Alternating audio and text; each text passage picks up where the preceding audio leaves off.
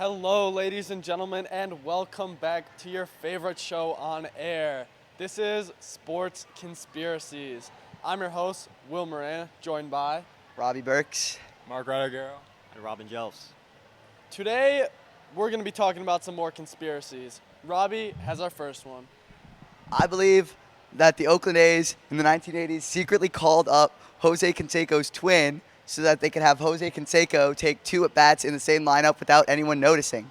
I think there's good evidence for that. I mean, if you look at Ozzie Canseco, that's his twin brother, his swing is the same, his face is the same, his whole game is the same.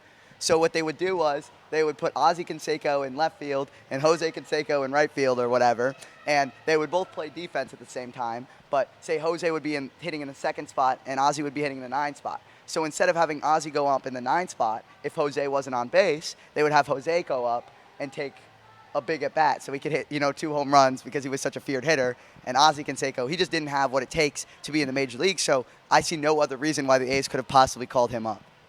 Thoughts?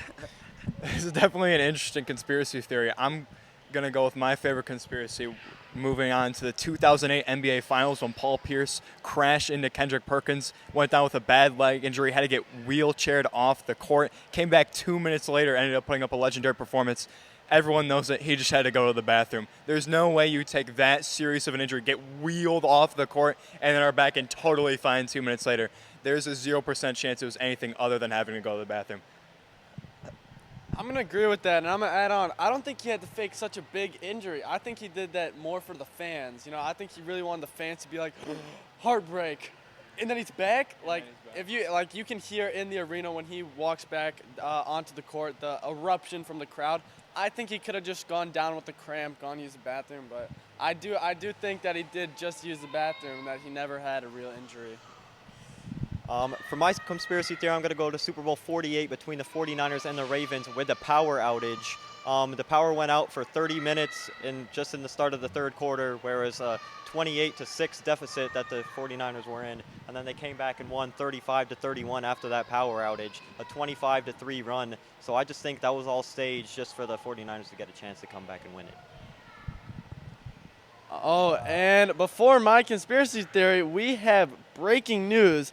The NFL has just voided the 1986 Chicago Bears Super Bowl title with the entire defense admitting to using performance-enhancing drugs earlier today. Wow. I'm stunned. Does anybody else have any reactions? This is an insult to the city of Chicago. This was clearly orchestrated by Jordan Love and the Green Bay Packers. It's not real. My glorious Kings of the 1986 Chicago Bears would never do anything like this. I think that the Packers front office made this up. There's no way it's true. I know all of my Chicago people out there agree with me here. I don't think that anyone is going to accept this as fact, and that trophy is staying on the mantle. I mean, there are going to be riots in the streets about this in Chicago. There's no way the Chicago fans are going to let them get away with this. Their only Super Bowl ever, and it's being taken away from them.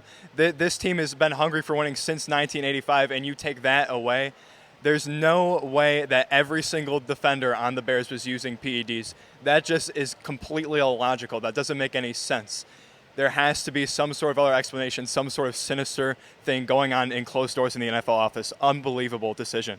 The evil Packers even got the year wrong.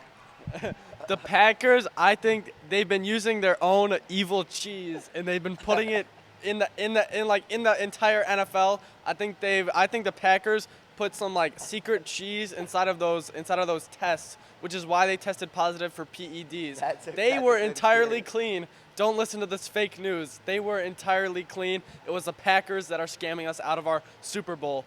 And Mike Ditka is the greatest coach of all time. You cannot convince me otherwise. Yeah, I mean, I got to agree with all you guys. I just don't see the possibility of every single defender using PEDs. I mean, just unbelievable. I mean, as Mark said, that's the only Super Bowl in their entire history, and just to take it away from them just because of something like that, I mean, that is just unbelievable and something you just can't do. Does anyone have any closing thoughts before we transition segments? Go Bears. Thank you so much for joining us today. It has been a pleasure. We have to go and protest in the streets. We're going to riot, but we will see you in a few weeks once we get out of prison. CBS, watch your windows.